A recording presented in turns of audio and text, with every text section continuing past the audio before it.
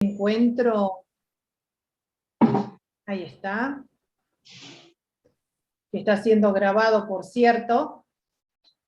Para quienes no me conocen, mi nombre es Elisa Espeche y coordino Educación Sexual Integral en la provincia, una línea que depende de la Subsecretaría de Desarrollo Curricular e Innovación Educativa.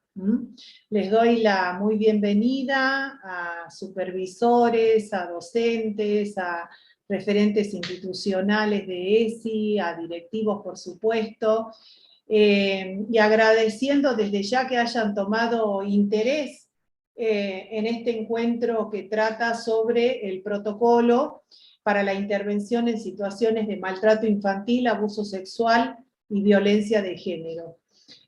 Un protocolo que ha sido aprobado por la resolución 546D, ya tiene sus 3 años de vigencia, pero en términos de procesos en realidad no es mucho tiempo. Justamente nos encontramos en un proceso de seguirla compartiendo, seguirla socializándola, y fundamentalmente a través de ustedes, quienes gestionan este proceso de institucionalización, ¿no? De un protocolo que guarda relación con nuestras responsabilidades como adultos, como funcionarios, que tenemos que intervenir toda vez que se devela una situación de vulneración de derechos que estén atravesando nuestros estudiantes, ¿no? Sabemos que la escuela es un espacio de, no solamente de aprendizaje, de vínculos, sino también de contención, ¿no? De contención, de cuidado y de protección. Y forma parte de un sistema de protección de derechos, y justamente este encuentro está para sacarnos dudas sobre cuáles son las instituciones a las que debemos recurrir en caso que se presenten estas situaciones emergentes. Recordemos que dentro de lo que es una lógica institucional de intervención frente a este tipo de situaciones, hay un antes, un durante y un después, ¿no?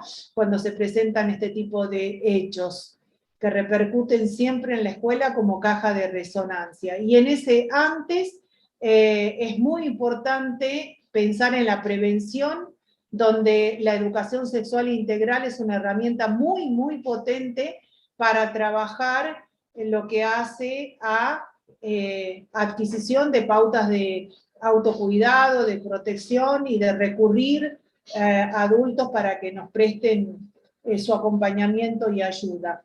Y eso lo hacemos toda vez que estamos enseñando la ESI, ¿no? Y habilitando espacios de escucha. Y decía que en esa lógica temporal tenemos el durante, ¿no? El durante, que justamente ese es el motivo de que estamos acá trabajando este protocolo para interpretarlo y para hacer una intervención oportuna toda vez que sea necesario. Y finalmente, ese después, que tiene que ver con la derivación siempre responsable. Quiero decirles que dentro de la mecánica de trabajo prevista vamos a tener lugar primeramente a un espacio de exposiciones, y a continuación van a venir las preguntas. Para evitar interrupciones vamos a silenciar los micrófonos, dejando solamente la voz de las personas que van a intervenir. Las preguntas, las consultas, ustedes las pueden volcar en el chat.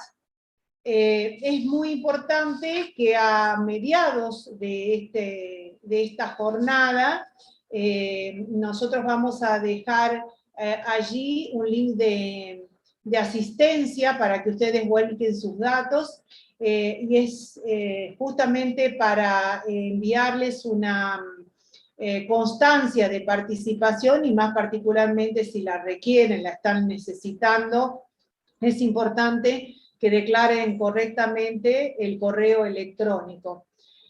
Asimismo, ese mismo correo electrónico que ustedes van a declarar sirve para enviarles también materiales sobre esta temática. Bueno, y voy a dar ahora justamente el paso a lo más importante, que es la presentación de quienes van a desarrollar este protocolo. Estamos contando con la presencia de nuestra compañera entrañable, que es Matilde Alonso, que ya es más nuestra, que es la directora del Servicio de Asistencia a la Víctima del Ministerio Público de la provincia de Salta, es directora de la Oficina de Orientación y Denuncia del Ministerio Público Fiscal de la provincia, es abogada, mediadora, docente, investigadora, autora de publicaciones en libros y de revistas de especialidad. Consta, tiene en su trayectoria diversas especialidades relacionadas con las políticas públicas de la niñez, la adolescencia y la familia, victimología, violencia familiar, violencia de género, derecho de familia, derecho del niño, derechos humanos. Bueno, siempre agradeciéndote enormemente, Matilde, que nos estás acompañando en todo lo que emprendemos y nos preocupa y nos ocupa. Y también está presente la doctora Josefina Arancibia Lemos. Ella es integrante del equipo de Educación Sexual Integral, es abogada, egresada de la Universidad de Derecho y Ciencias Sociales, de la Universidad Nacional de Tucumán, diplomada en Género y Políticas Públicas por la Universidad Nacional de Tucumán, con especialización en Derechos Humanos de la Facultad de Humanidades de la UNSA. Bien, bueno, primeramente vamos a dar lugar a la palabra de la doctora Josefina Arancibia, para lo cual voy a compartir su presentación. Ahí está, no sé si se logra ver a pantalla completa.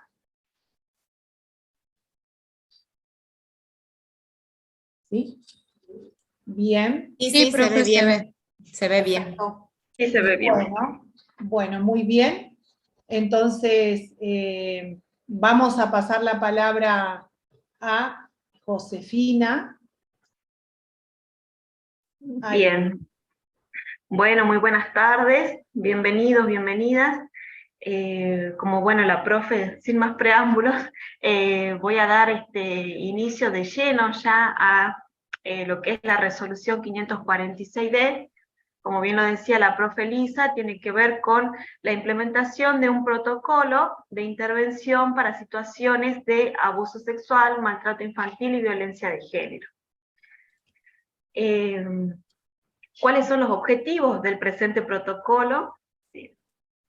Bueno, los objetivos están en facilitar las pautas de intervención que orienten el accionar dentro del ámbito educativo en la provincia de Salta ante la prevención o detección de situaciones de maltrato infantil, abuso sexual y violencia de género.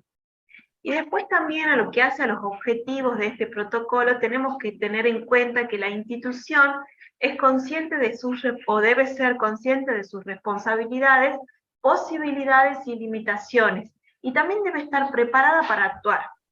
Y es indispensable que en esta temática el trabajo sea en equipo, de manera articulada, para promover acciones coordinadas entre los sectores. Ya vamos a volver sobre esto más adelante. Bueno, seguimos.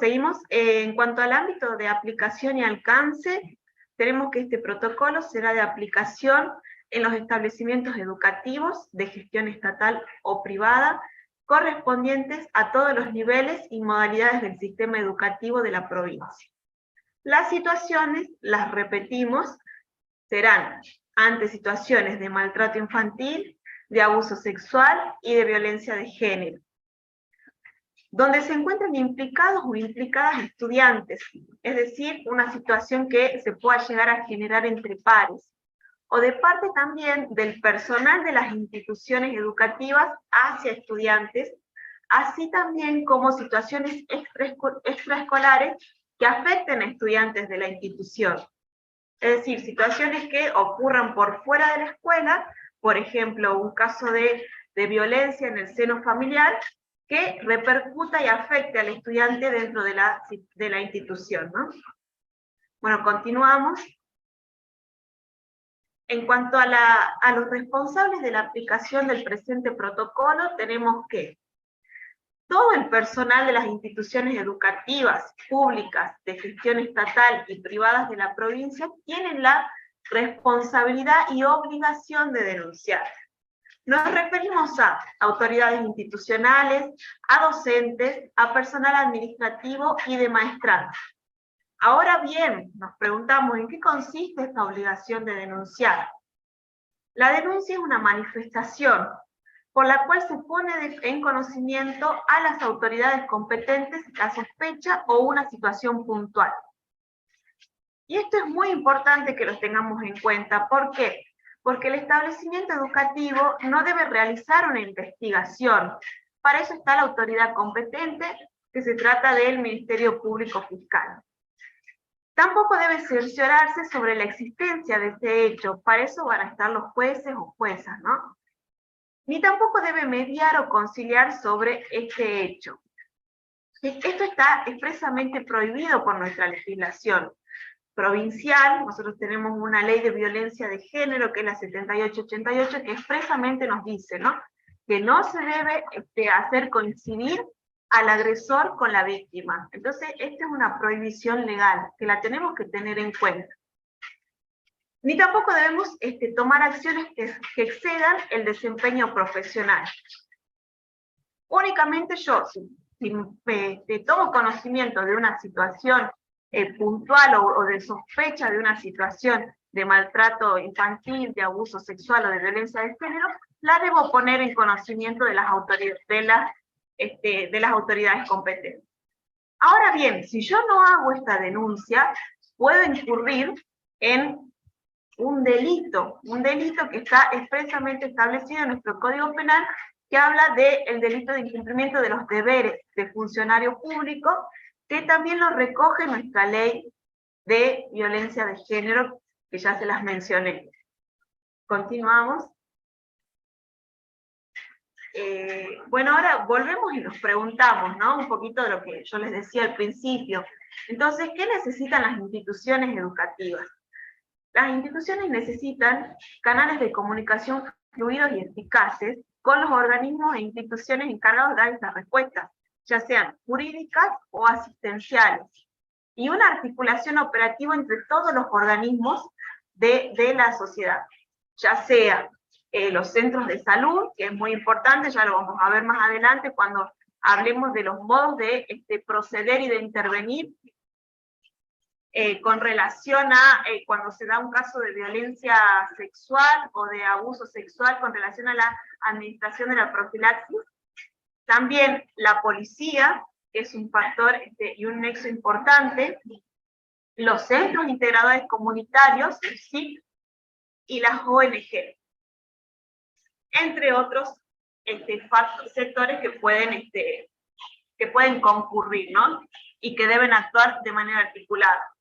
Con respecto al marco jurídico en el cual se apoya nuestra resolución 546D, es muy vasto y comprende a resoluciones o a convenciones internacionales, como la de los derechos del niño, o la convención de la CEDAW, que es la Convención sobre la Eliminación de todas formas de discriminación contra la mujer, o la Convención para prevenir y sancionar y erradicar la violencia de género. También tenemos nuestra Constitución Nacional, y tenemos un cúmulo de leyes, como por ejemplo, bueno, acá yo se las puse a todas, que respaldan, ¿no?, este protocolo, como yo les decía. Tenemos la Ley Nacional 26061 de Protección Integral de los Derechos de Niños, Niñas y Adolescentes, tenemos la Ley de Educación Nacional, tenemos la 26150, que es la Ley de Educación Sexual Integral, que es la que hoy nos convoca a esta reunión aquí.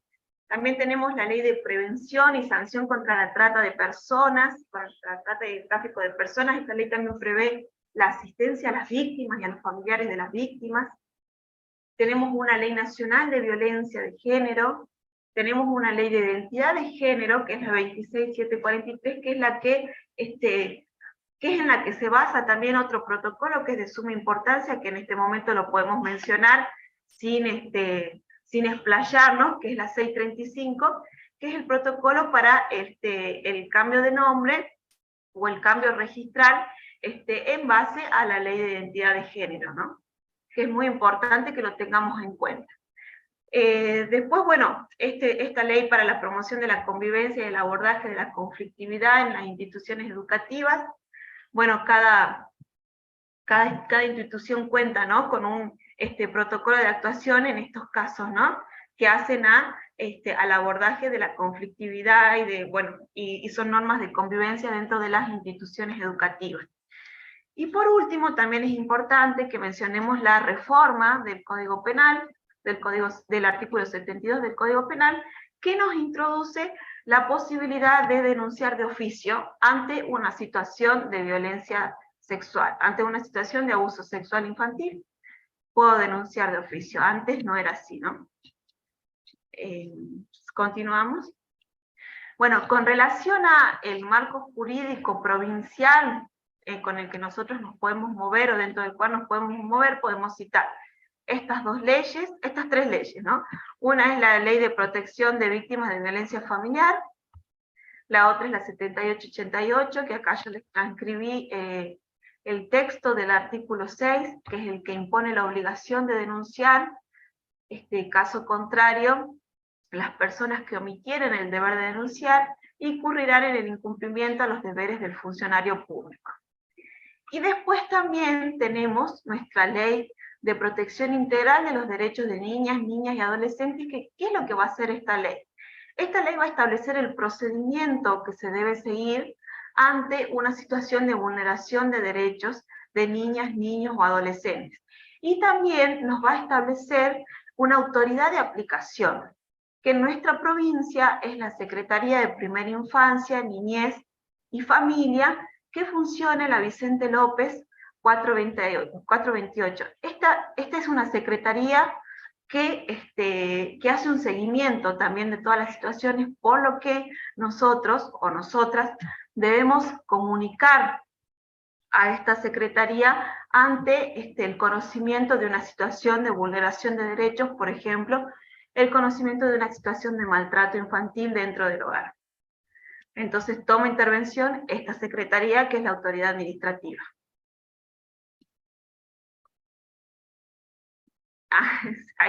La dirección de la secretaría es Vicente López 428.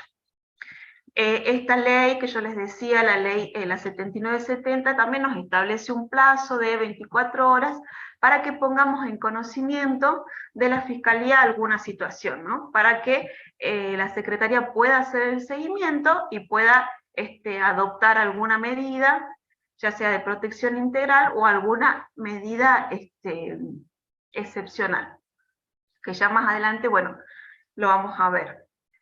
En cuanto al flujograma de intervención, bueno, todo lo que yo les estoy comentando está en nuestro protocolo de actuación, en la resolución 546, que la pueden encontrar en el espacio específico de ESI, que se encuentra en el EduSalta, y este protocolo trae todos estos apartados.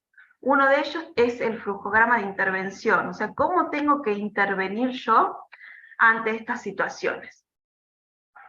Entonces tenemos que, ante una situación de maltrato infantil o abuso sexual, podemos distinguir tres pasos, ¿no? Porque muchas veces dicen, sí, bueno, yo tengo que denunciar, pero ¿cómo lo materializo? ¿Cómo lo instrumento a esa denuncia? Entonces, por eso es que es de suma utilidad este flujograma de intervención. El paso 1 tiene que ver con la identificación de la situación, ya sea a través de un relato explícito del maltrato o de la violencia sufrida por parte del niño, niña o adolescente. Es decir, en este sentido, bueno, el protocolo también trae pautas de intervención, ¿no? No debemos forzar los relatos, debemos tener una escucha atenta, debemos tratar de que no se repitan esta situación de violencia, por eso la necesidad de tener una escucha atenta. También una observación también se puede dar por parte del docente o del personal de la institución educativa una observación directa de la situación de violencia sufrida. O bien podemos tener una presunción o sospecha de la situación de violencia. Entonces estos son los tres posibles casos con respecto a la identificación de la situación. Después tenemos otro paso que habla de la contención y de la información. Es importante también, o es fundamental que tengamos en cuenta que los niños, niñas y adolescentes como sujetos y sujetas de derecho tienen derecho a la información, tienen un derecho a una comunicación que sea fehaciente. Nosotros no le podemos proporcionar una información falsa o que no corresponda. Entonces, tienen derecho a la comunicación y tienen derecho a recibir una información de manera correcta. Entonces, por eso el segundo paso nos habla de la contención y de la información. La contención de la persona en situación de violencia o maltrato, como yo les decía, tiene que tratarse de una escucha respetuosa. No se graban los relatos, porque ya nos ha pasado otras veces que nos han preguntado que con la intención de poder volcar todo en la denuncia o en el formulario que también se encuentra en el protocolo, muchas veces plantearon esto, ¿no? De grabar el relato. No, eso es una situación revictimizante. Eso está prohibido también, no lo deberían hacer. E inmediatamente deben poner en conocimiento de la situación al directivo superior jerárquico. Para eso pueden volcar en el formulario que viene con el protocolo, como yo les decía, tratando de establecer todos los datos identificatorios de esa persona, de ese niño, niña o adolescente, a los efectos que las autoridades competentes puedan hacer una investigación mejor, y más rápida y más expedita. Después el paso 3 son los posibles supuestos que se nos pueden dar. Volvemos y retomamos cuando hablamos al principio de situaciones intrafamiliares, o sea, en el seno del hogar. Debo hacer una denuncia a la asesoría de menores o incapaces, que también depende del Ministerio Público, o debo hacerlo en una dependencia policial más cercana a la denuncia. Luego se debe informar a un adulto referente que pueda resguardar la integridad del niño, niña o adolescente, ya sea un tío, una tía, un abuelo o una abuela, la madrina, el padrino. Entonces todas esas personas que pueden actuar como referentes para resguardar la integridad de los niños, niñas o adolescentes que estén corriendo peligro o que estén sufriendo alguna de estas situaciones en el seno intrafamiliar. Otro de los posibles supuestos es el extrafamiliar. Entonces, ¿qué hace la escuela? Debe convocar a la familia, a la persona adulta responsable de los cuidados de este niño, niña o adolescente, y pone en conocimiento de la denuncia. La pone en conocimiento, y denuncia, porque recuerden que nuestra obligación siempre tiene que ver con denunciar, poner en conocimiento una situación puntual. O una situación indeterminada, yo no sé de dónde proviene esta situación de vulneración de derechos, entonces directamente hago la denuncia ante asesoría de menores para que realice la investigación correspondiente y haga las derivaciones del caso. Después, con relación a... Doctora, disculpe, ¿qué tipo de lenguaje se debe usar en el relato? Porque no es lo mismo decir, la alumna relata que habría tenido tal situación, a decir, se dijo esto. No sé, me parece. Claro, bueno, lo más claro posible el relato y guardar con relación a lo que me manifieste el niño o la niña, guardar fidelidad, ¿no? A lo que ella o él me puedan llegar a decir. Entonces, lo más puntual posible con relación a el relato que me diga el niño o la niña. No sé si se contesta la pregunta, pero sí, o sea que tengo que poner, Micaela dice, 2 puntos, comilla, claro. Comilla, y decir lo que ella dice. Perfecto, ahora sí se superentendió. Bueno. Bueno, continuamos con la violencia de género. con el protocolo de intervención. Bueno, el primer paso, que consiste en la identificación, es el mismo, un relato, la observación directa o la presunción o sospecha que yo puedo llegar a tener. Después el segundo paso, más o menos parecido, consiste en la contención e información correcta, contención de la persona en situación de violencia. También acá retomamos cuando hablamos de qué es lo que necesitaban las instituciones, que canales de comunicación fluido y articulación. Inmediatamente, si estamos ante la presencia de una situación de violencia sexual o abuso sexual, debo contactar al SAMEC, al Servicio de Emergencias 911, o a un centro de salud más cercano, no solamente para la prevención de embarazos no deseados, sino también para la prevención de infecciones de transmisión sexual. Y también debo poner en conocimiento de la situación al directivo o superior jerárquico. El tercer paso, que hace a los posibles supuestos, tiene que ver con cuando se trata de una persona ajena a la institución, se debe realizar una denuncia. Cuando hay una situación de violencia entre pares, entre los estudiantes, debo ver el acuerdo de convivencia institucional y se va a informar a las familias si el hecho implica, y se informa a las familias, y si el hecho implica violencia sexual o violencia física, debo realizar la denuncia porque tengo una obligación. Que esta obligación también tiene que ver con, como yo les decía, con la modificación del Código Penal. Cuando hablamos de este tipo de delitos, la denuncia se hace de oficio, es decir, que cualquier persona la puede realizar. Consulta, doctora. El año pasado tuvimos un caso. La denuncia se hace ante la policía, no hay que aplicar este protocolo cuando es violencia física, o se aplica el protocolo. No, sí, se aplica el protocolo y se pone inmediatamente, el paso 2, veamos, en conocimiento de la situación al superior directivo o superior jerárquico, al directivo o al superior jerárquico, y se debe hacer la denuncia, ¿no? Le comento que jurídico, cuando se hizo esto, mandó un informe diciendo que no correspondía la aplicación del protocolo. Bueno, en ese caso hay que ver las situaciones puntuales, ¿no?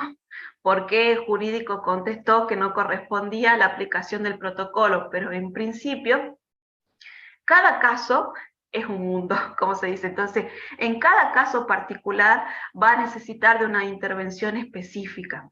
Por eso también nosotros en esta ocasión traemos la guía y el recursero que tenemos y que está en el protocolo con relación a las múltiples intervenciones que genera un caso. Entonces, por eso hay que ver, como le decía, profe, el caso en particular y por qué, en este caso, como usted manifiesta, jurídico dijo que no correspondía a la aplicación del protocolo. Yo creo que es porque se trataba de agresión física entre dos alumnos, no tenía nada que ver con violencia sexual. Yo quiero decirles que hemos pedido al inicio del encuentro que vamos registrando, o en todo caso después tienen abierto el micrófono para hacer preguntas directas, que desarrollemos primero las exposiciones y después hagamos todas las consultas que sean necesarias, ¿sí? Bueno, agradeciendo el interés que ha tomado, profesora, pero vamos a continuar y en todo caso seguimos haciendo luego las consultas. Bien, bueno, ok, quizás más adelante en el espacio para evacuar las dudas podemos profundizar sobre este tema, pero vuelvo y repito, muchas veces un caso genera múltiples intervenciones y por eso es que hay que ver la particularidad del caso, si se trataba de menores de edad o de mayores de edad, porque nosotros tenemos que tener en cuenta también que este protocolo está previsto está previsto para personas menores de 18 años, pero recuerden, cuando hablamos del ámbito de aplicación y alcance del protocolo, es para todas las instituciones del nivel educativo. Entonces, hay muchas personas que ya son mayores de edad y que concurren a establecimientos educativos. Entonces, por eso, vuelvo, insisto con esto, tenemos que trabajar caso por caso, ¿no? Este protocolo es una guía de intervención que nos resulta fundamental. Por último, como yo les decía, acá tenemos un recursero que está en el protocolo, que nosotros lo actualizamos con relación a los lugares a donde yo puedo pedir asesoramiento. Miren todos los que son, para que yo no me ponga a decirle uno por uno, se lo vamos a enviar al mail que ustedes denunciaron. Y bueno, son los lugares a donde yo puedo pedir un asesoramiento jurídico o una asistencia, o lugares donde yo puedo hacer una denuncia, ¿no? Que no es solamente la policía, sino que también está el Ministerio Público, de donde es directora la doctora Alonso, que enseguida va a empezar con su exposición, de la Oficina de Orientación y Denuncia, o de la Oficina de Violencia Familiar y de Género, que está en el Poder Judicial. Entonces son varios actores en donde yo puedo ir y realizar una denuncia, que tenemos que tener en cuenta, ¿no? Y bueno, y eso es todo. Quedo a la espera de las preguntas para contestar, y le cedo la palabra a la doctora Alonso. Gracias.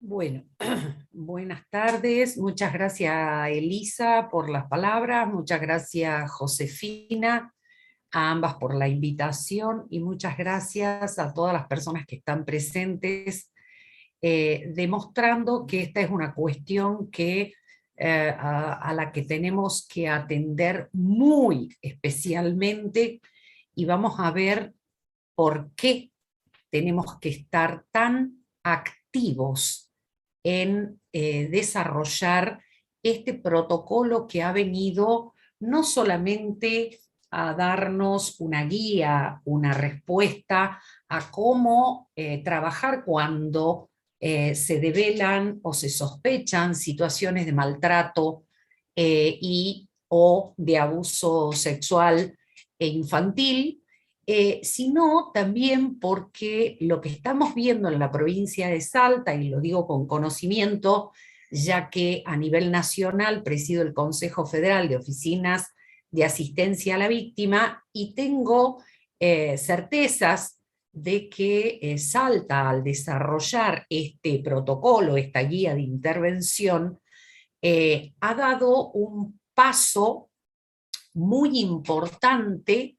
Y ya vamos a ver por qué estoy diciendo haber dado un paso muy importante, en tanto todas las provincias hoy están encontrándose con qué hacemos en los establecimientos educativos cuando hay sospecha o develamiento de maltrato y abuso, y Salta ya viene desarrollando no solo la teoría que ha volcado en un protocolo, en una guía, en una resolución 546, sino también una praxis, una práctica, experiencias que están siendo muy buenas en cuanto a cómo ha venido a impactar. Por esa razón yo voy a agregar algunas cuestiones a lo que ya desarrolló Josefina.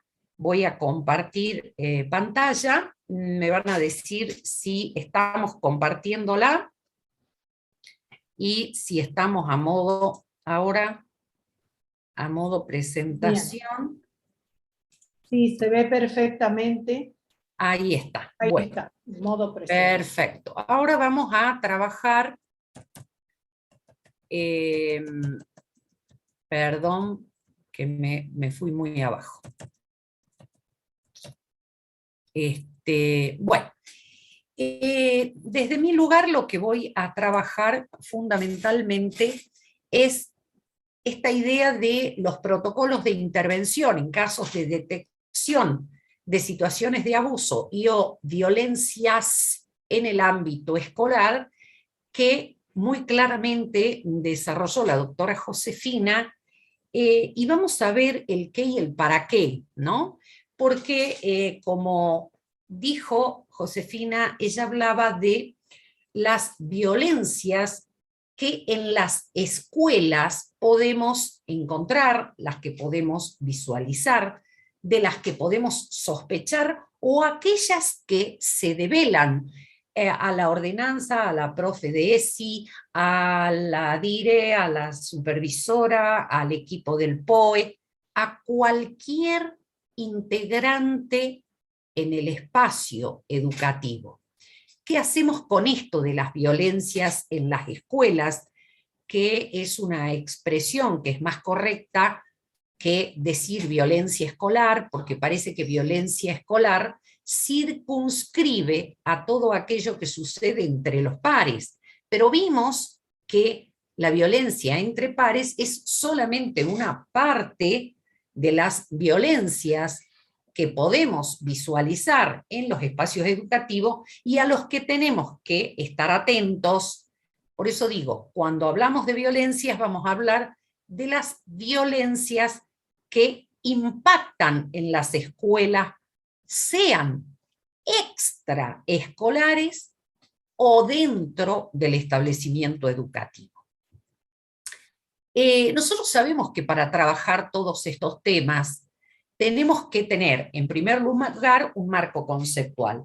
Les cuento que la resolución 546, que está incorporada a www.salta, a edusalta.gov.ar, tiene todo el marco conceptual que comienza diciendo que entendemos por abuso, que entendemos por maltrato y que entendemos por violencia de género, para saber después en qué casos intervenir. También nos plantea indicadores, criterios de intervención. También nos dice que tenemos un deber de denunciar. Alguien puso una pregunta que yo la copié, dice, ¿nos exponemos a una denuncia penal? Vamos a ver que a la persona que hizo esta pregunta, yo le voy a contestar que es todo lo contrario. Cuando la ley me dice que estoy obligada a hacer una denuncia, justamente lo que va a hacer es asegurarme un sistema de inmunidad. Es decir, cuando yo cumplo con el deber de denunciar, estoy cumpliendo con mi deber de funcionaria, en consecuencia, no voy a tener responsabilidad civil, administrativa y o penal. Esto lo vamos a desarrollar enseguida. También vamos a ver cuáles son los criterios de intervención. Vamos a desarrollar algunas cuestiones que tienen que ver con, como dijo Josefina, hay violencias de género que pueden estar presentes en el ámbito escolar y a las que tenemos que atender.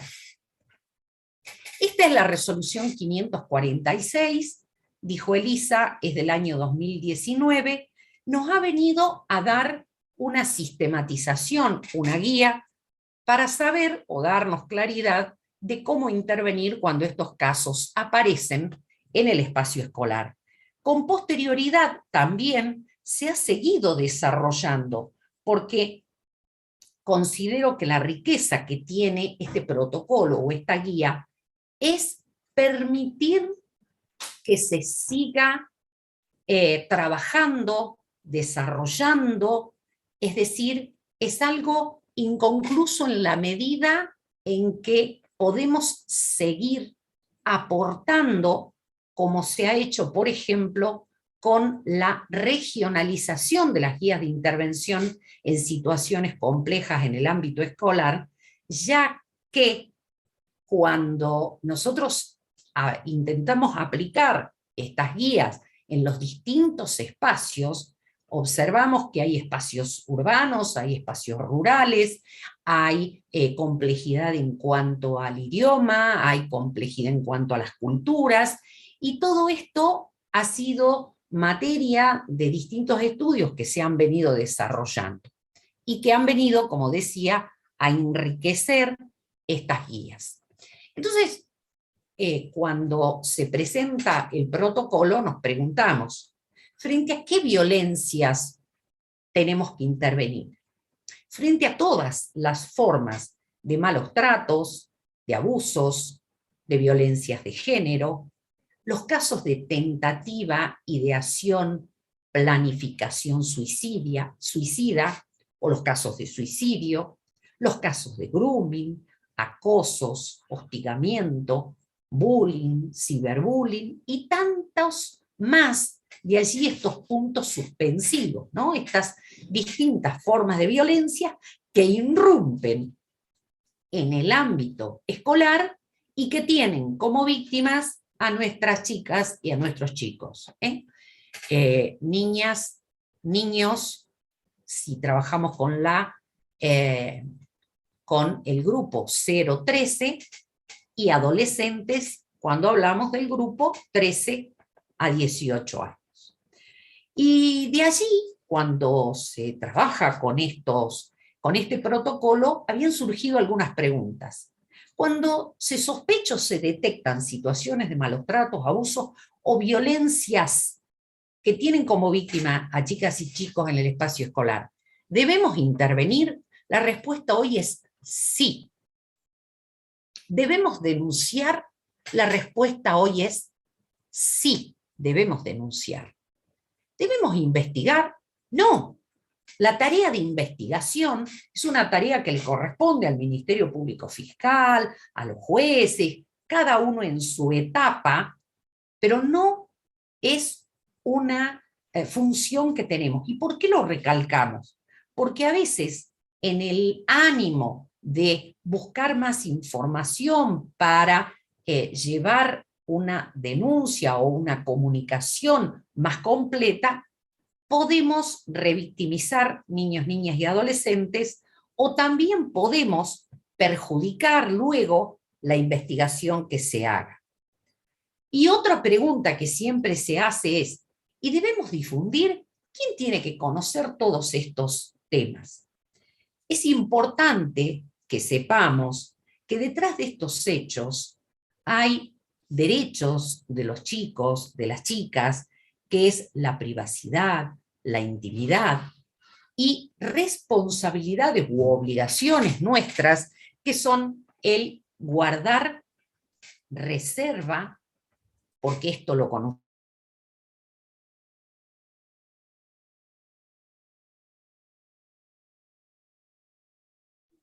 Se le fue el audio. La intimidad. Sí. Por favor, Matilde, ¿puedes repetir la última parte porque se perdió tu audio? Ah, perfecto. Gracias por avisarme, Elisa. ¿Ahora se me escucha bien? Perfecto. Bueno, perfecto. Decíamos que esto de cuidar, que cuando trabajamos con esto, tenemos que preservar la intimidad, la privacidad, que son derechos esenciales de los chicos, de las chicas, y nuestra responsabilidad de guardar reserva de todo aquello que llega a nuestro conocimiento en el ámbito laboral. Entonces, por otro lado, no solamente tenemos que tener un marco conceptual, sino también tenemos que tener un marco jurídico. Es decir, ¿de qué hablamos cuando hablamos de maltrato, abuso? ¿Y en qué se basa este protocolo, esta guía, para resultar obligatorio para que en el ámbito de educación debamos aplicarlo?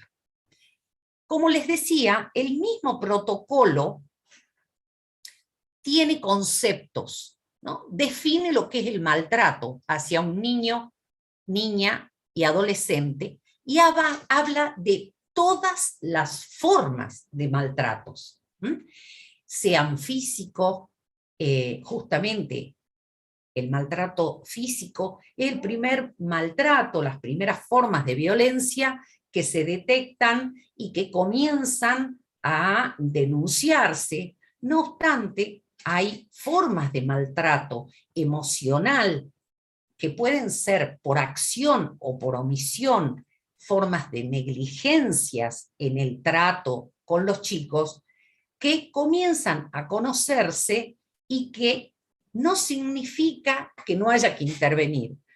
Cuando nosotros decimos que debemos intervenir en todas las formas de violencias, estamos hablando de todas las formas de maltrato. El maltrato físico, el psicológico, el sexual, cualquier forma de abandono, negligencia en el trato, cualquier forma de explotación comercial que le signifique a un niño, una niña o un adolescente un daño que puede ser real, porque lo estamos viendo, o un daño que puede ser potencial, porque va a generar y va a seguir generando consecuencias en la salud, en el desarrollo de nuestros chicos, ¿no?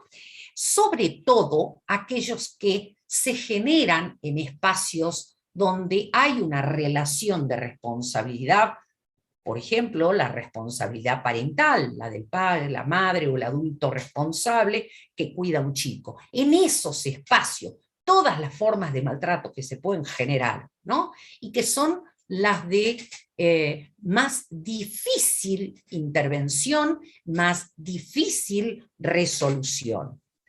Son las formas más terribles de maltrato, aquellas que se producen en el ámbito donde un niño o una niña tiene que ser protegido y cuidado. Justamente es allí donde se pueden producir situaciones que son muy graves. Ahora, cuando hablamos de abuso sexual, decimos, dentro de las formas de maltrato, el abuso sexual es la más terrible de las formas de maltrato, ya que comprende todas las formas de violencias contra la integridad sexual de un niño, niña o adolescente, a través de múltiples formas, ¿no? A través de la utilización de los chicos para la estimulación sexual de adultos, sea el adulto referente, sean otros parientes, otros niños, niñas o adolescentes, de algún observador, cualquier interacción sexual que haya entre un niño y un adulto, exista o no exista consentimiento, y esto es muy importante tenerlo en cuenta.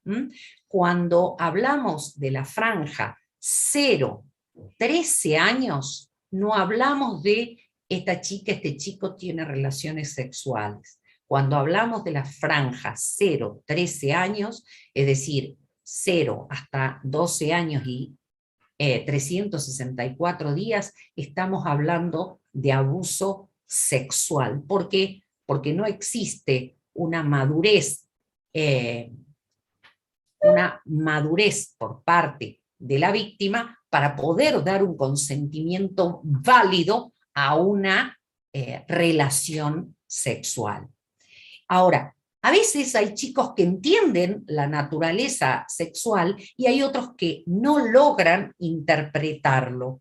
Hay quienes muestran el rechazo a lo que les está sucediendo y hay quienes no muestran ese rechazo por el abuso sexual.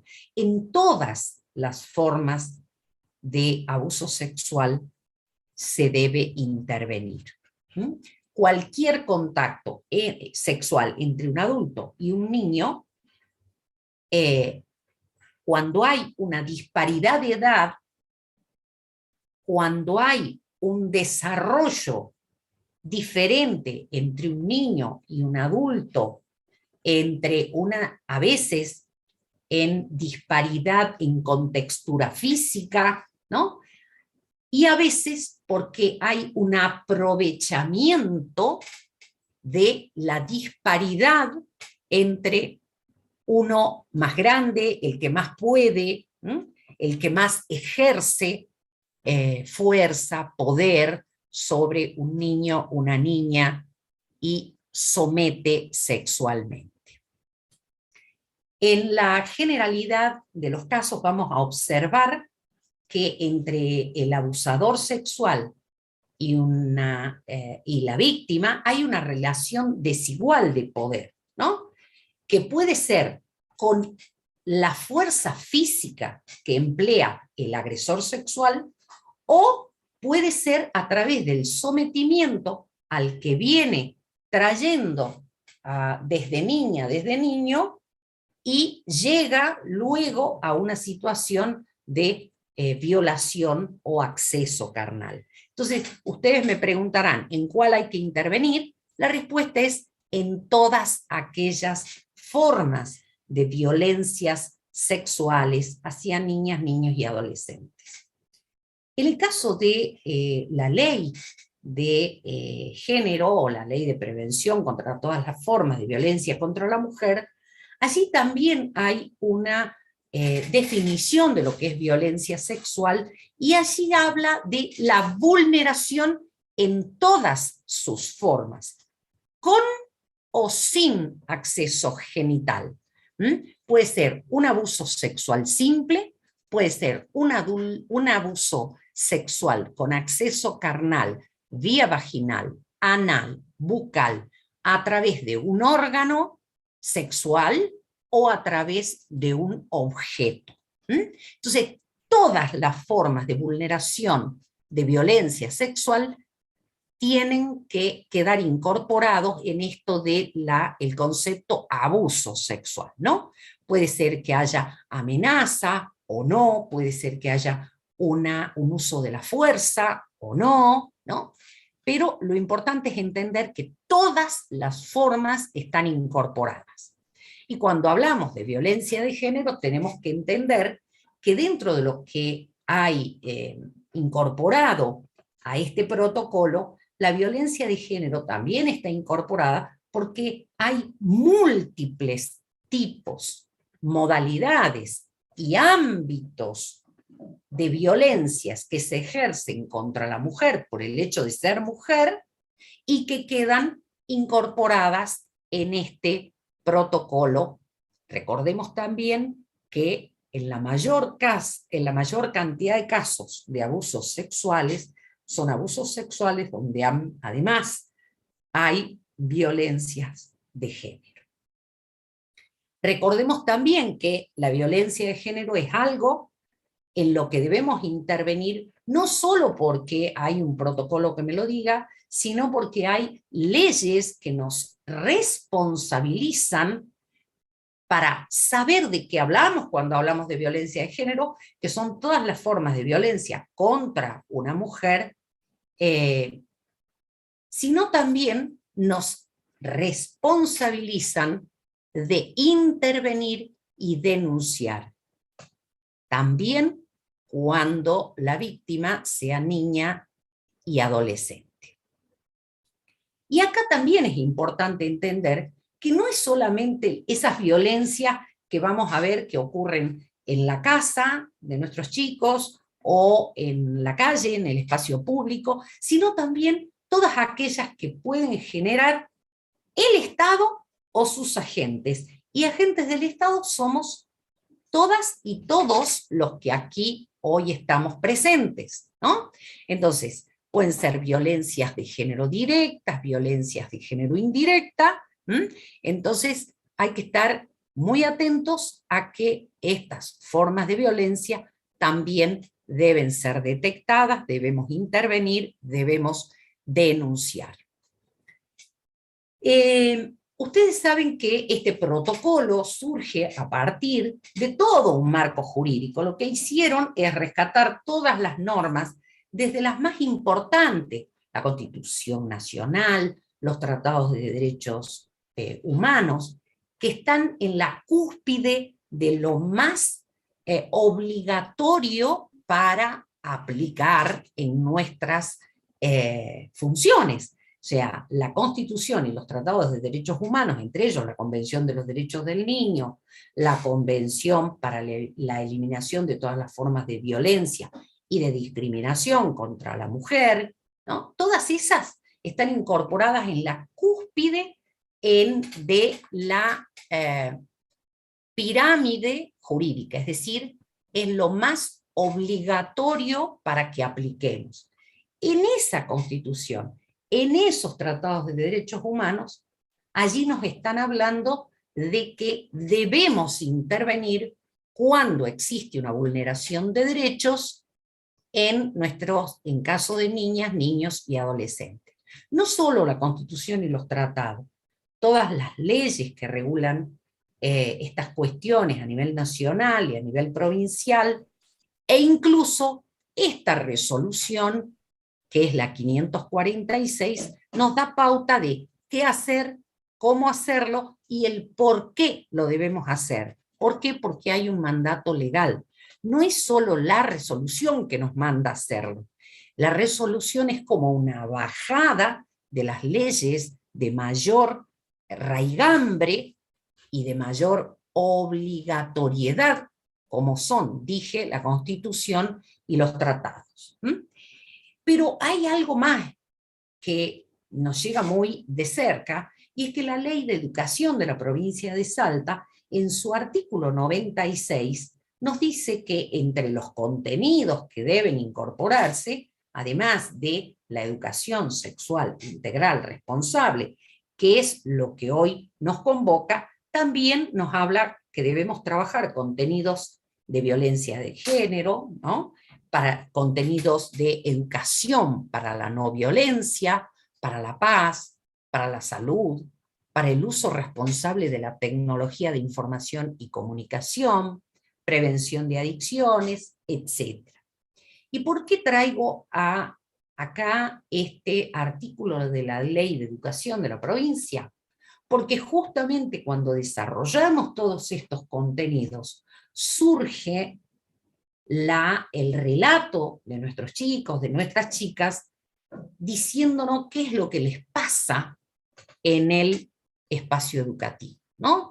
Uno escucha los relatos de los chicos y observa cómo ese profesor de biología, el de matemática, el de geografía, esa maestra de grado que habla sobre estos contenidos, habilita a un niño, a una niña, para reconocerse como sujeto de derechos y poder observar, en algunos casos, que esos derechos les están siendo vulnerados. Es habilitar la palabra de manera preventiva y a veces ya en casos que se están produciendo. Como lo dijo la doctora Josefina, hay un sinnúmero de leyes, y no los voy a abrumar, pero todas estas leyes, de alguna manera las articulamos para dárselas en contenidos teóricos, donde vamos a decirles, estas leyes son las que dicen que debemos intervenir y cómo hacerlo. Pero hay una que es muy importante y que ustedes tienen que saber puntualmente, una ley provincial, que es la ley 7888, que dice que todos los profesionales, agentes, ¿no? Todos los que trabajamos en educación, en establecimientos públicos o privados, cuando ejerciendo nuestras funciones, miren ustedes, lo dice la ley, tomamos conocimiento de manera directa o indirecta. Porque esto también en algún momento se plantea, bueno, pero eso se lo dijo a la maestra de ciencia. Yo soy la maestra de matemáticas, yo nada que ver en esto. No. Cuando yo conozco de manera directa o de manera indirecta situaciones de maltrato o abuso que afectan a niños, niñas y adolescentes, estamos obligados a denunciar, dice, ante la autoridad competente, y hasta nos da la cantidad de horas para realizar las denuncias. Por supuesto que la persona que omite denunciar incurre en incumplimiento de los deberes de funcionario público, y esto es un delito muy importante, muy grave. Y acá, a la pregunta, ¿nos exponemos a una denuncia penal? La respuesta está en la ley, por eso está resaltada. En casos de denuncia de buena fe, que son todas las denuncias que hacemos desde los espacios laborales, nadie va a hacer una denuncia para perjudicar a Juan o a María, ¿verdad? Entonces, todas las denuncias que hacemos cuando activamos la resolución 546 por cualquiera de las modalidades, cuando vamos a la policía, o cuando vamos a la oficina de orientación y denuncia, o cuando lo hacemos a través de la web, estamos haciendo una denuncia en donde el denunciante, la denunciante, tiene inmunidad. Esta palabra, recuérdenla siempre. Esto es lo que nos tranquiliza, y yo quiero que desde el ámbito legal esta norma resulte de tranquilidad para quienes trabajan en el ámbito educativo. El denunciante, la denunciante tiene inmunidad administrativa, es decir, no me van a iniciar un sumario administrativo por haber puesto en conocimiento por la 546 una situación de maltrato o abuso. Tengo inmunidad civil, es decir, nadie me va a venir a cobrar daños y perjuicios. Y tengo inmunidad penal, es decir, no cometo ningún delito. Todo lo contrario, voy a evitar incumplir con mi deber de funcionaria pública. Hay otras leyes que me dicen, ojo, que cualquier vulneración de derechos de los chicos debemos comunicarlas al órgano administrativo. También hay normas en el Código Penal que nos dicen, ojo, que si los chicos, niños, niñas, adolescentes son las víctimas, estamos obligados a denunciar. ¿Se acuerdan que antes no era así? Antes era, no, las cosas que les pasan a los chicos deben denunciarle el papá, la mamá. El problema está que la mayor cantidad de maltrato y la mayor cantidad de abusos, ¿dónde se desarrollan? ¿En el ámbito extrafamiliar o en el ámbito intrafamiliar?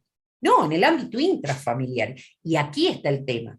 Por eso, hasta el Código Penal se modificó diciendo que cuando la víctima es la niña, niño o adolescente, todos estamos obligados a denunciar. Y esto también es importante tenerlo en cuenta, porque fíjense que a veces los que ejercen como adultos responsables de los chicos nos dicen, bueno, mire, no hace la tarea, por eso le pego. No viene a clases, por eso lo mechoneé, por eso lo golpeé, por eso lo... ¿no?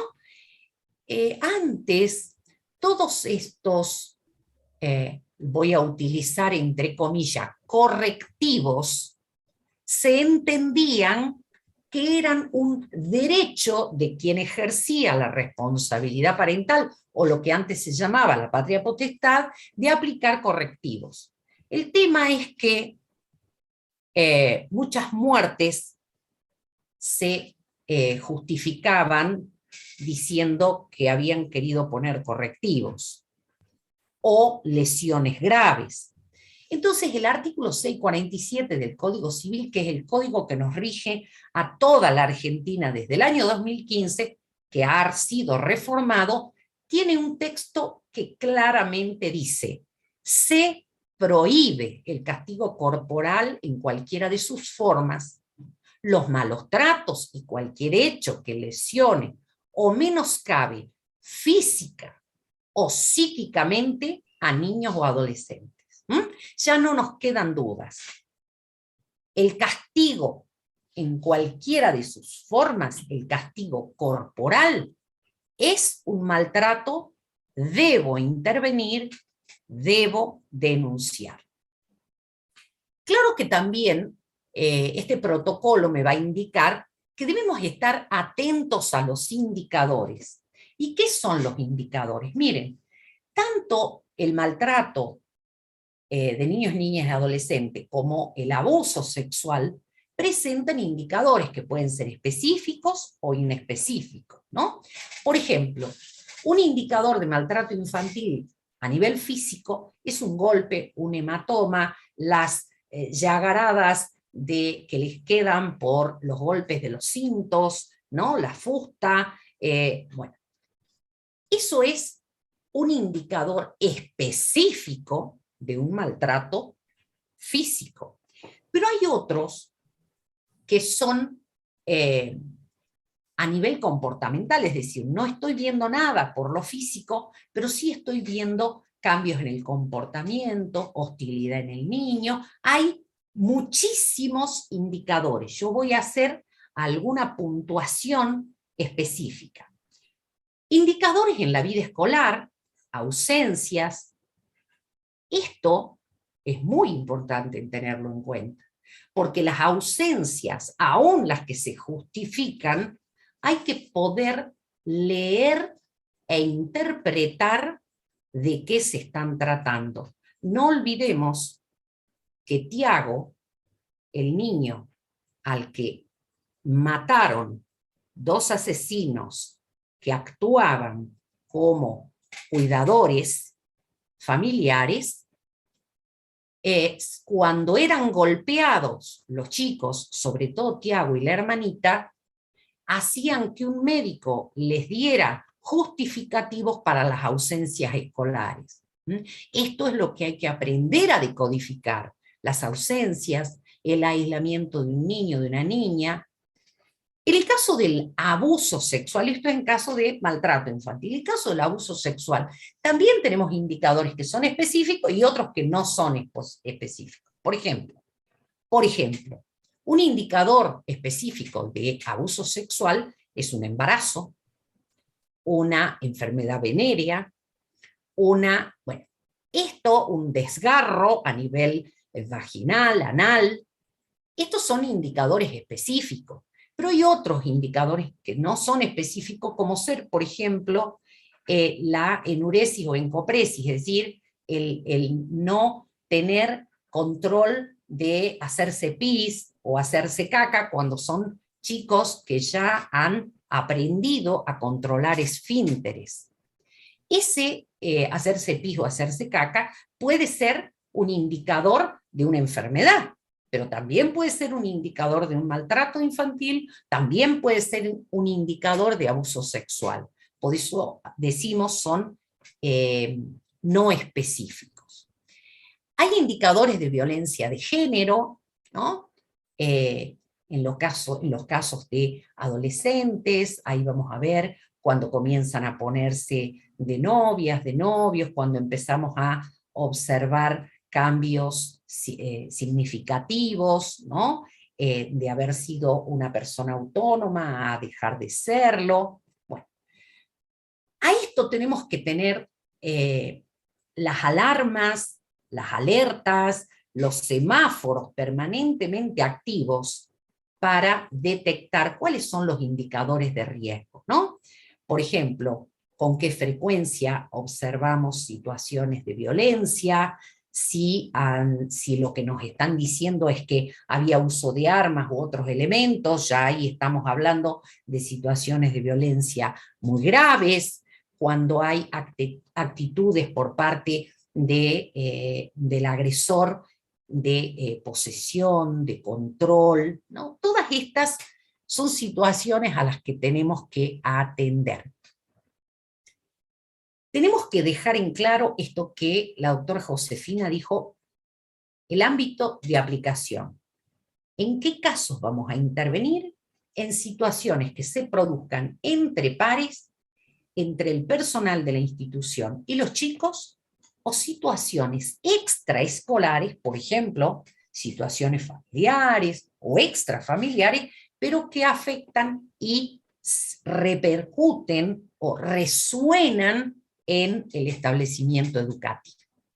Y no solamente todo aquello que es lo que observamos a nivel de presencia de cuerpos, sino también todas estas distintas formas de violencia digital y de violencia de género digital que ha irrumpido con muchísima más vehemencia a partir de los años de pandemia, donde lo digital ha adquirido un lugar preponderante en nuestras vidas. Entonces, esa violencia que se ejerce a través de diversas tecnologías de información y comunicación, también son formas de violencia a las que hay que atender, a las que debemos, en las que debemos intervenir y que oportunamente deberemos denunciar. ¿Por qué?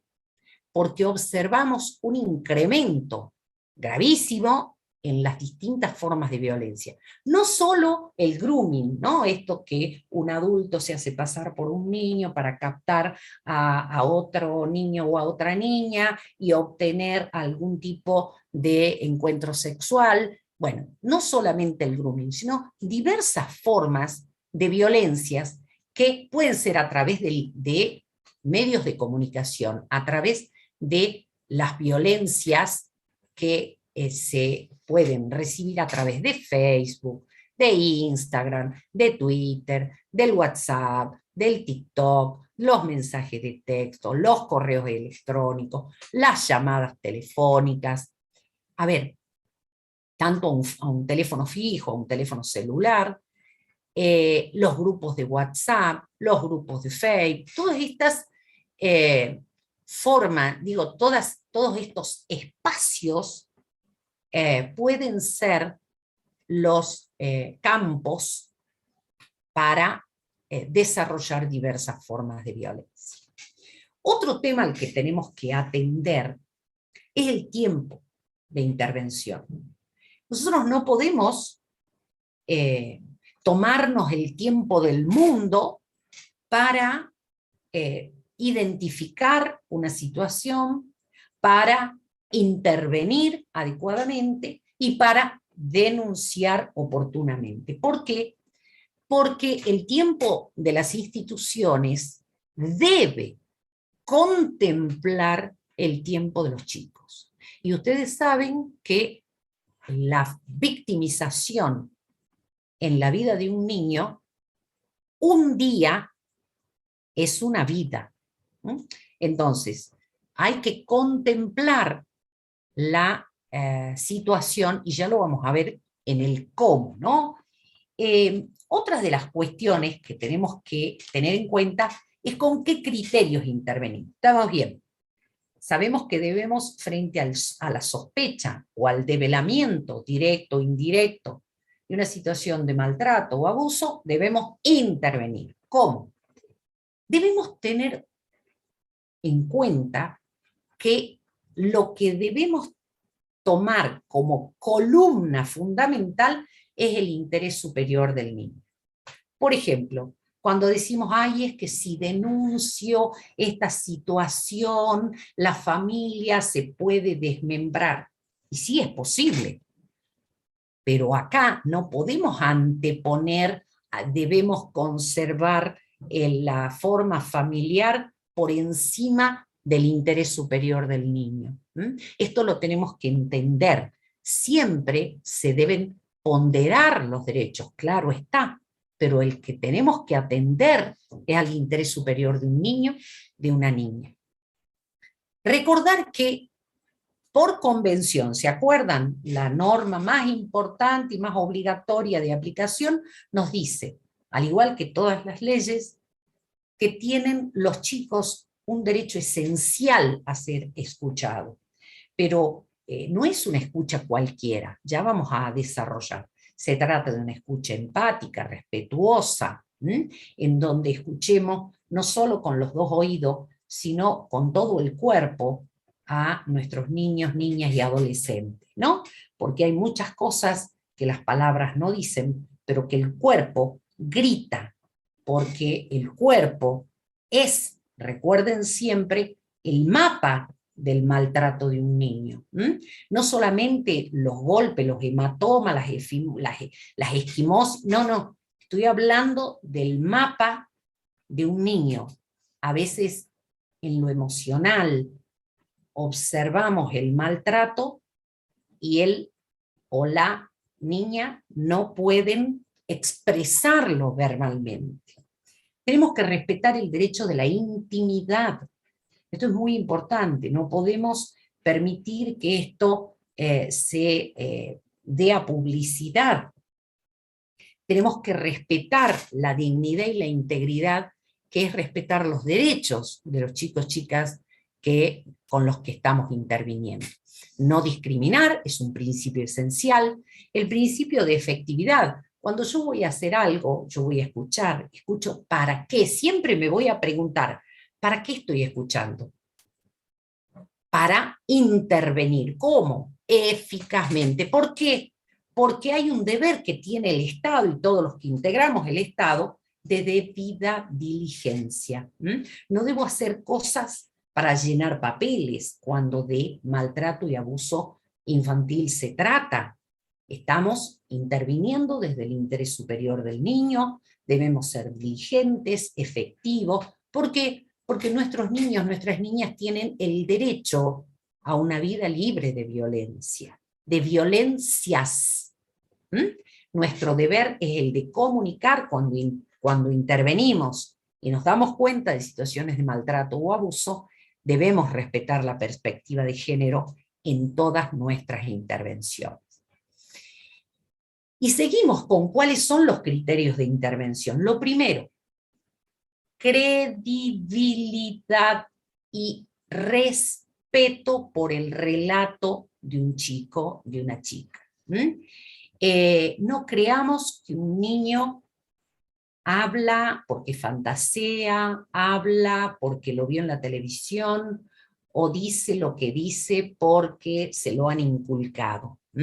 Hay que creer en el relato de un niño, porque cuando no creemos en el relato del niño o de la niña, lo que ocurre es que puede producirse lo que llamamos retracción, no hablan más, o retractación, cuando los volvemos a encarar, nos va a decir, no, lo que dije, lo dije para poder salir el viernes, por eso dije que mi papá me abusa, o por eso dije que mi padrastro venía abusando de mí, era para, ¿no? Entonces, respetar el relato de los chicos, creer en el relato cuando nos hablan de maltrato y abuso, atender a la emergencia. ¿Qué es la emergencia? Es cuando hay cuestiones de salud que atender. Si la criatura viene porque ha sido violada antes de entrar a la escuela, nosotros lo primero que vamos a pensar es, esto es una emergencia, acá tiene que intervenir el sector salud, vamos a hablar a los adultos responsables, pero ahí estamos frente a una emergencia. Ahora, si el relato es de una situación de abuso o maltrato que sucedió un año atrás, es una urgencia, no es una emergencia, pero es una urgencia y debo intervenir de igual manera. Evitar las reiteraciones de los relatos, ¿no? Porque revictimizan de un modo absoluto a nuestras chicas. Estar atentos, como dijimos, a los indicadores y a las señales, y recordar nuevamente que a veces los niños no pueden expresar verbalmente, no pueden verbalizar el sufrimiento, pero a veces es el cuerpo de un niño, de una niña, que nos habla del maltrato y del abuso sin palabras, pero con signos. Resguardar la intimidad. No tenemos que cerciorarnos como, digamos, volvernos inquisitivos en preguntar y preguntar y preguntar, y después ir y preguntarle al otro, a ver, ¿qué es lo que te dijo? A ver, chequemos la información y averiguar, porque eso ya sería casi una tarea de investigación que no nos compete. Atender las emergencias y las urgencias, como dijimos, conservar la calma. Cuando un chico o una chica ve que el adulto referente se asusta más que lo que él o ella están asustados, es muy posible que no pueda desarrollar lo que viene a conversar o a hablar con nosotros. No debemos prejuzgar esto de rápidamente decirle, pero ¿por qué te fuiste ahí? ¿Pero por qué viniste con esa ropa? ¿Pero por qué? No, esto de prejuzgar, no obligar el relato, ¿no? Esto de, pero decime más, porque la víctima tiene sus tiempos y habla lo que puede, no lo que quiere, ni lo que nosotros queremos. La víctima habla lo que puede y hasta donde puede. Hoy, tal vez mañana, cuando encuentra un ámbito propicio de protección, de resguardo, tal vez nos puede hablar más. o hablará con quien deba hablar. Una víctima que nos habla y nos dice, pero ¿sabes qué? Esto es un secreto que te lo digo. Te digo que es un secreto, por favor no se lo digas a nadie.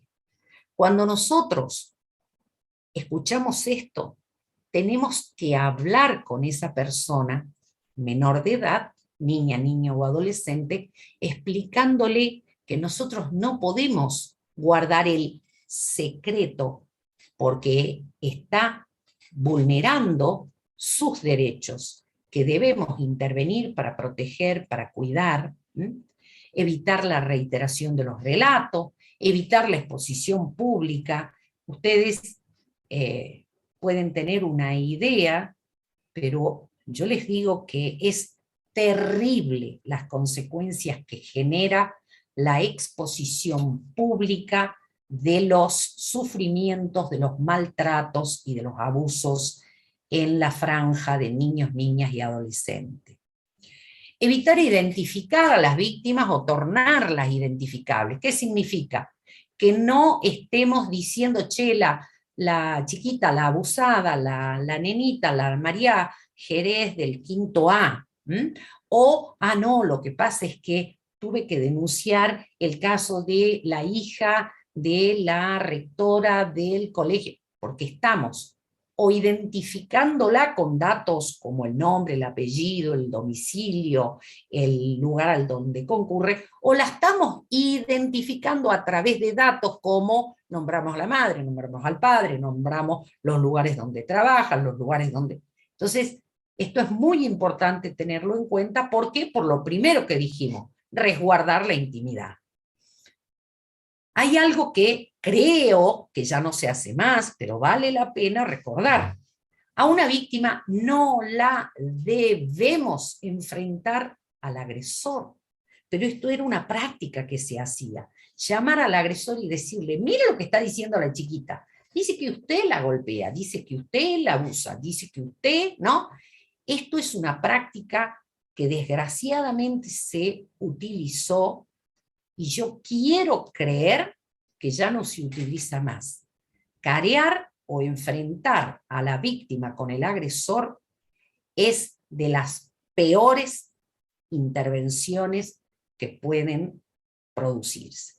No exigir la denuncia. A veces yo llamé a la mamá diciéndole que el papá abusa, o que el abuelo, o que el tío. Y le digo que la mamá es la que tiene que hacer la denuncia, ¿no? Pero resulta que esa persona no puede, no quiere, no está en condiciones, o no la va a hacer. Exigirle la denuncia es absolutamente improductivo. En ese caso, debemos denunciarnos. Los principios rectores, es decir, todos aquellos tips que tenemos que tener en cuenta cuando de víctimas de maltrato y de abuso sexual en las infancias. Primero, rápida intervención. Recuerdan el tema de los tiempos, ¿no? El tema de los tiempos. Hay un micrófono abierto, alguien. Bien. Decíamos que la rápida intervención, cuando yo sospecho o tengo evidencia de un maltrato, de un abuso, y no intervengo rápidamente, pueden suceder situaciones de repetición de los maltratos e incluso la peor, que es la muerte de la víctima, ya sea porque lo haga el agresor o porque la misma víctima termine con su vida. Entonces, hay que rápidamente intervenir para que se dispongan medidas adecuadas de ayuda, de protección, de asistencia, y tener en cuenta un enfoque diferencial.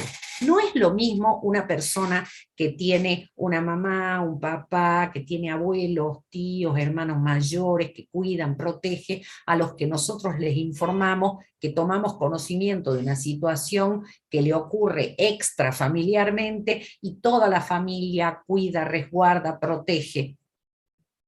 Esa es una situación. Otra situación es aquella en donde la situación es intrafamiliar, no hay adultos que puedan proteger y preservar los derechos de los chicos. Hay situaciones donde la pobreza, la discapacidad, donde cuestiones culturales hacen más vulnerable a nuestras niñas, nuestros niños, nuestros adolescentes. Entonces, ahí tenemos que tener un enfoque diferencial, atendiendo ¿qué? A las situaciones de vulnerabilidad de la víctima y del contexto en el que esa víctima vive.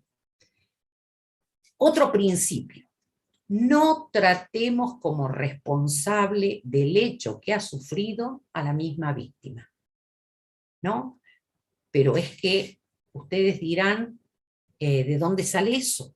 Eso sale de muchas situaciones que han terminado en causas penales muy graves, donde la víctima es tratada como responsable de su propio maltrato, de su propio abuso, ¿no? Como si hubiera hecho algo para merecer.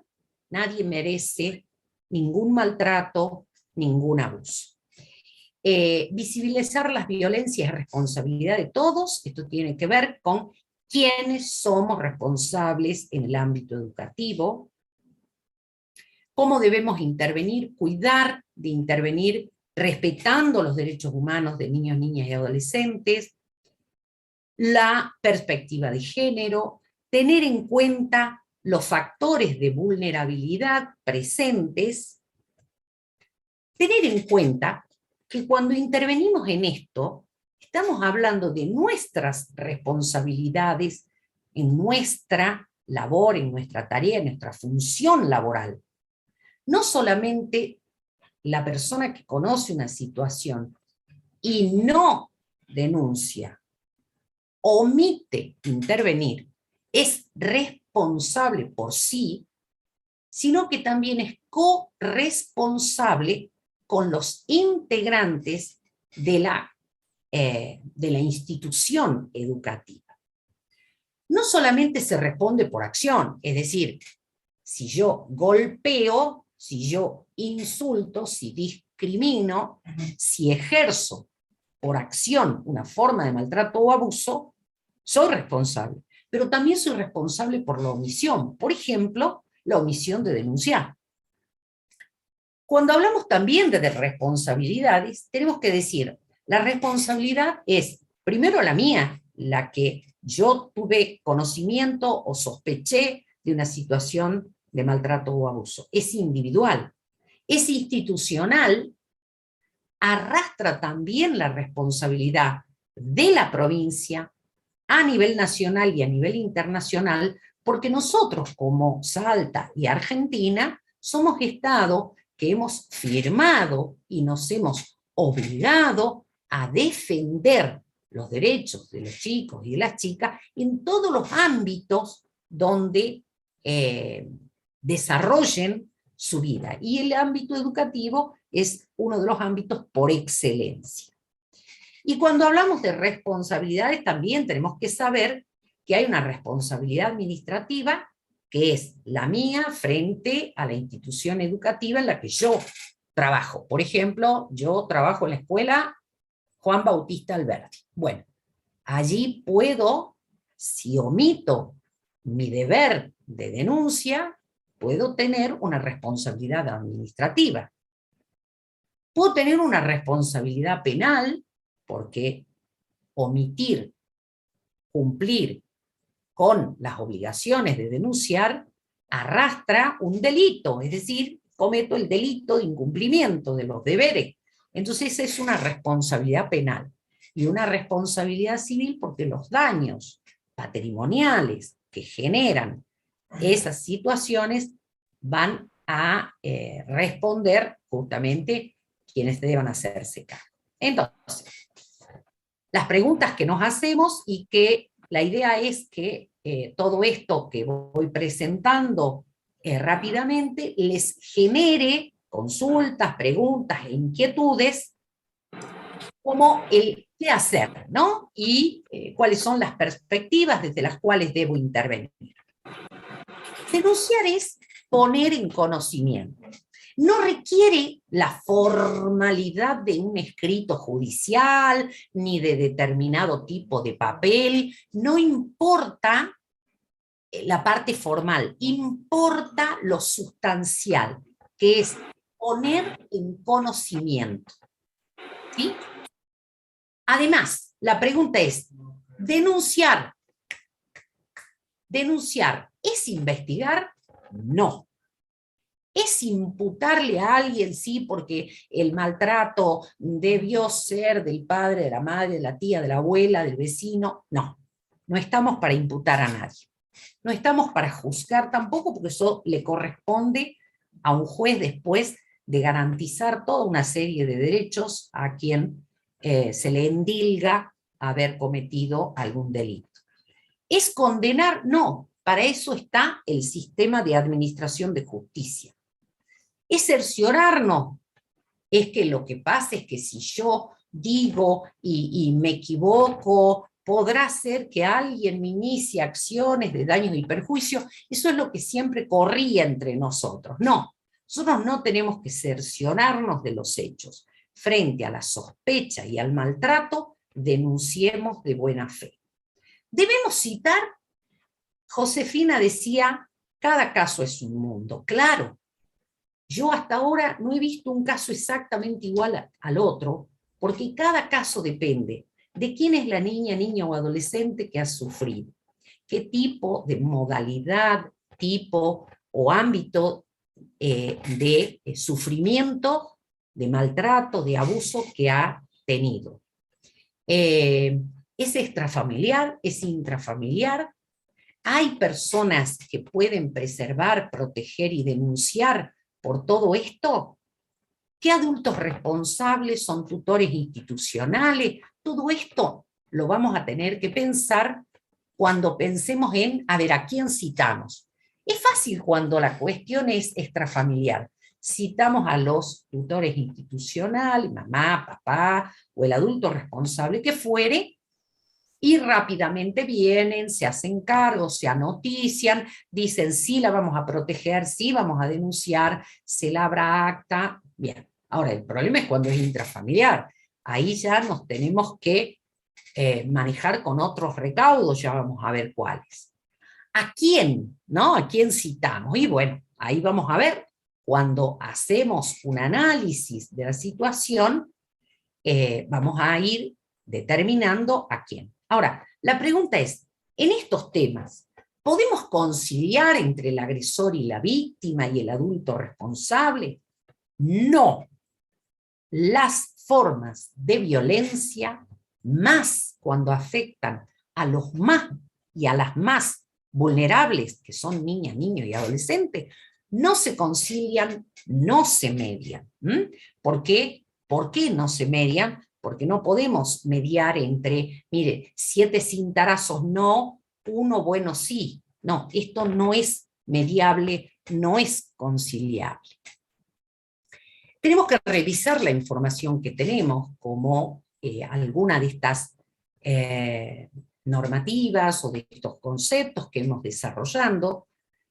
Debemos observar cuáles son nuestros mapas conceptuales, ¿no? Mi mapa conceptual dice que es más importante conservar la familia antes que denunciar un hecho que afecte a un chico o a una chica.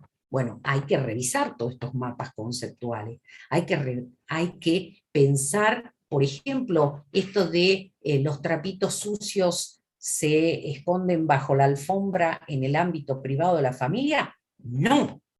Todos estos mapas conceptuales deben ser revisados, porque todavía tenemos muchos prejuicios, estereotipos, tenemos muchos supuestos que subyacen en nuestras intervenciones. Y debemos, por supuesto, desarrollar perspectivas adecuadas de intervención. Siempre tenemos que saber que hay alguien que dijo, y me pareció maravilloso, que para criar a un niño se necesita una aldea. Y por eso la Convención de los Derechos del Niño dice que por un niño, una niña, un adolescente, somos responsables, los adultos responsables primarios, la familia, la sociedad, el Estado, a través de diversos círculos concéntricos de protección que tienen niños, niñas y adolescentes. Y en la institución escuela, que somos parte de esta red, tenemos que tener esto como en cuenta cuando intervenimos. Por ejemplo, esta chica tiene la mamá y el papá que viven juntos, tienen la mamá y el papá que viven separados. No, son los abuelos los que tienen a esta chica o a este chico, pero acá hay la mamá está allá, el papá está aquí, los hermanos mayores. Trabajar con las redes, trabajar con las instituciones. Todo esto se arma a partir del caso a caso.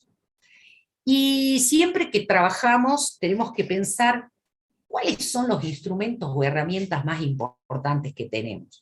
Claro, ustedes me dirán la resolución 546, la convención, las leyes nacionales, provinciales, la ley de educación, el protocolo, estas capacitaciones. Miren, todo esto es importante, claro está.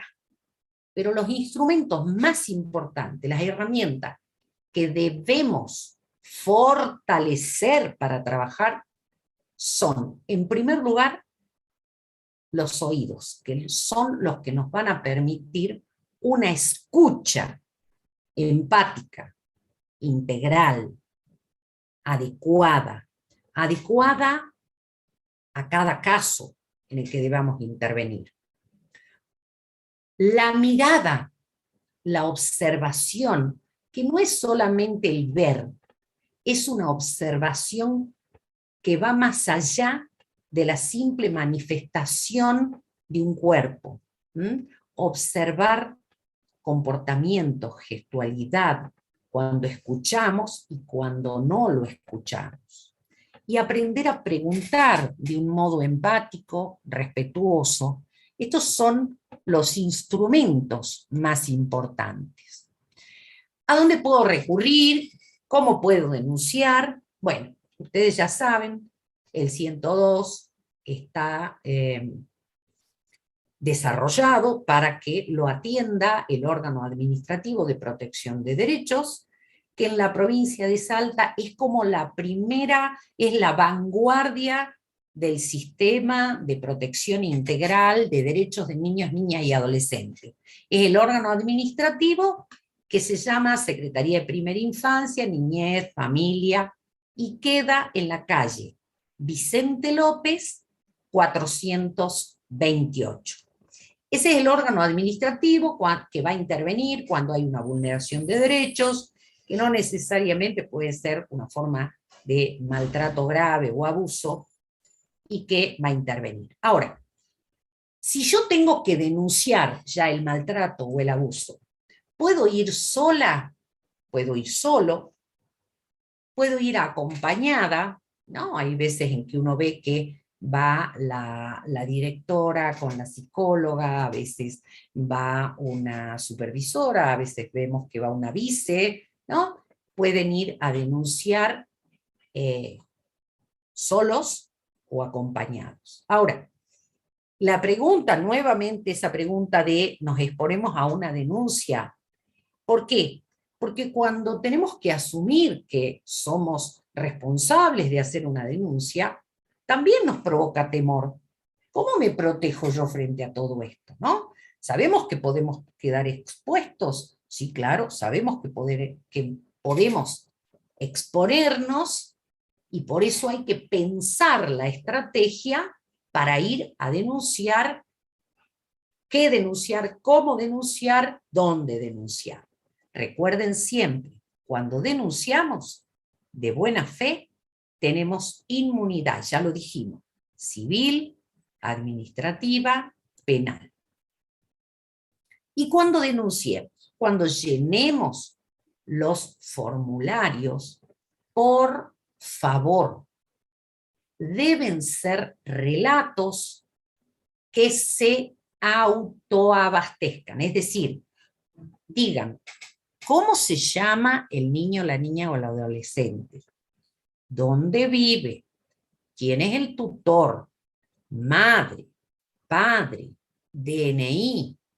Todos los datos que la institución tiene, pónganlos, porque el hecho de hacer un relato que se autoabastezca, es decir, que no tengamos que estar hablando por teléfono, mandando notas, llamando, citando para que nos amplíen la información, es importante que demos ya un relato de base que esté completo, porque nos ha pasado, y ustedes conocen a María del quinto B. Entonces ponen María del quinto B o María López del quinto B sufre abuso sexual. Punto. Y nos lo mandaron. Nosotros no sabemos quién es María López, cuántos años tiene. No es lo mismo 013, 1316, 1617.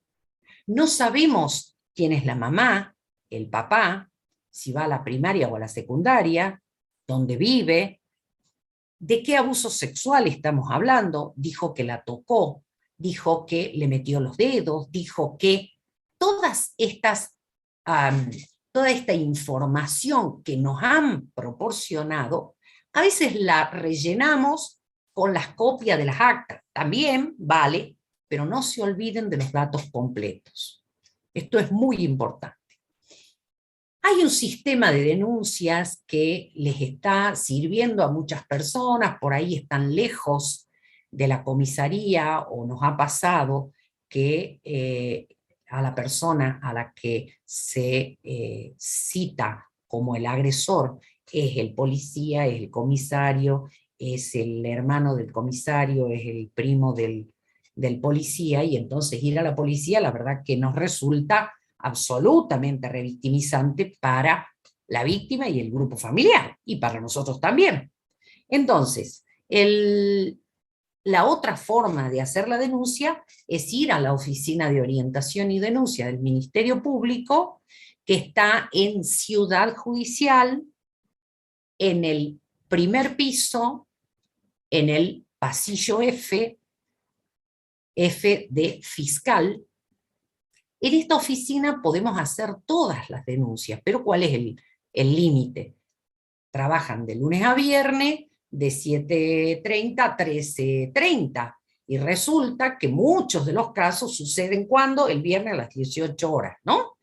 Entonces, en estos casos que suceden o que nos enteramos el viernes, el sábado, el domingo, el feriado, podemos hacer las denuncias web a través del sitio que es www.denunciasweb.gov.ar, gov.ar. Allí podemos denunciar. Acá en este cuadrito dice otros delitos, yo entro en eso y digo lo que tengo que decir.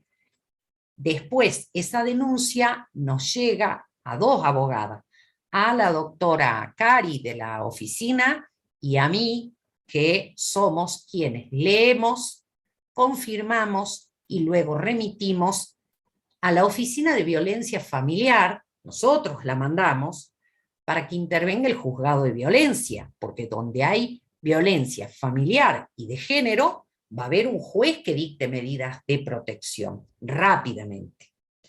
También la mandamos a la Fiscalía Penal, que tiene que investigar el delito. Además, nosotros la mandamos a la Asesoría de Menores, que debe intervenir cuando hay una denuncia de este tipo.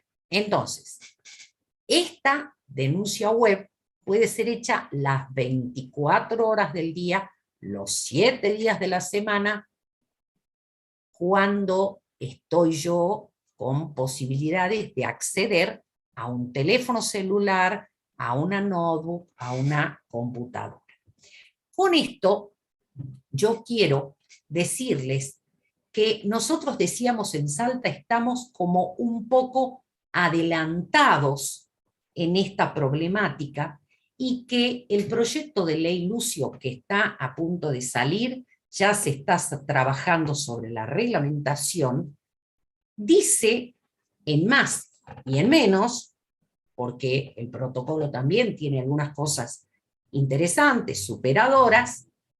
El proyecto de ley Lucio va a determinar la obligatoriedad en toda la Argentina de denunciar todas las formas de maltratos y de abusos en todos los espacios institucionales, públicos, en donde los chicos transitan.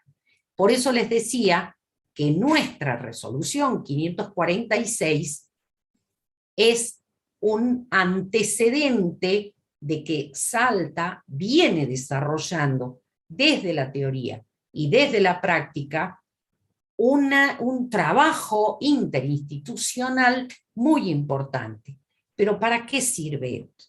Para poder detectar preventivamente, para intervenir adecuadamente, para proteger y resguardar a niños, niñas y adolescentes. Y sobre todo, porque si trabajamos seriamente con esto, vamos a hacer una prevención de maltrato y abuso muy, muy necesaria e importante. Así que si alguien quiere saber más, luego en el espacio de preguntas.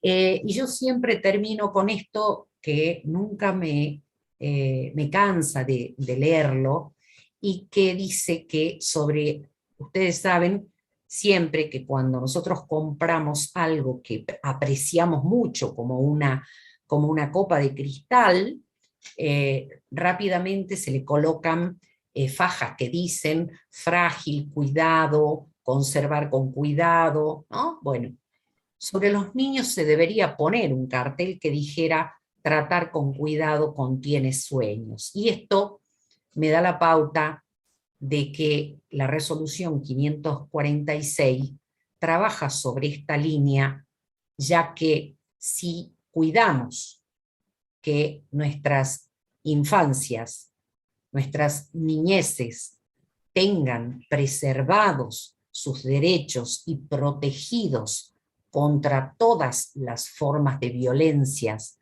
maltratos y abusos, hoy vamos a tener una infancia que no tenga hipotecado su futuro. Con esto agradezco y quedo a disposición. Bien. Muy bien, bien. Muchas gracias, Matilde. Bueno, vamos a reiterar algunas cuestiones y dejar el espacio para las preguntas. Los registros en el link que se les ha pasado reiteradamente son los válidos para justamente poder hacerles llegar el material como alguna constancia. Por favor, si alguien ha dejado sus registros simplemente en el chat, no nos va a ser posible después recuperarlos.